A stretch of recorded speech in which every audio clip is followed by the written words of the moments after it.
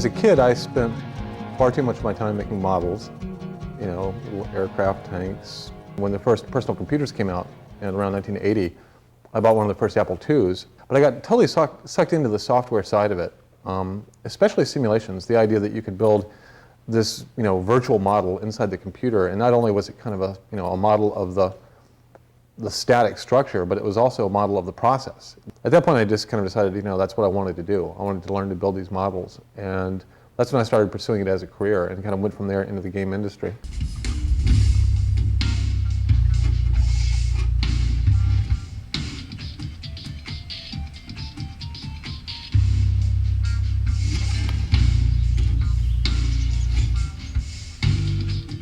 The Sims has reached a level of success that is just amazing. At some point, I think we realized that it was like the best-selling PC game in history now.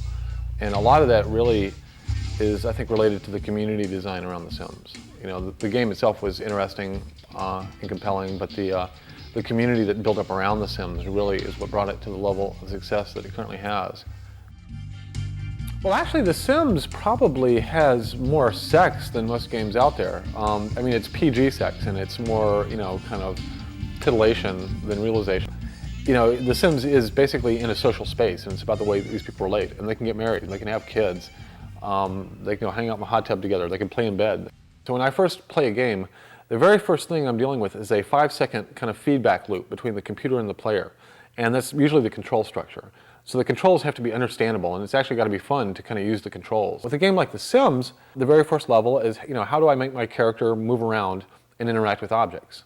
And you learn that, oh, I click on an object and it comes up with a menu and I select an item.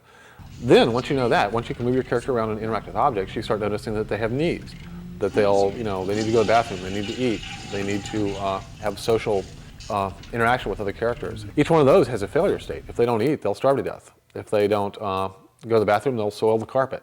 So then, you know, at that point you start learning to keep all of their needs in the green. Once you've learned that, you've actually bought some free time that you can then start pursuing the economics of the game. So every game has kind of this, these overlapping loops of interaction.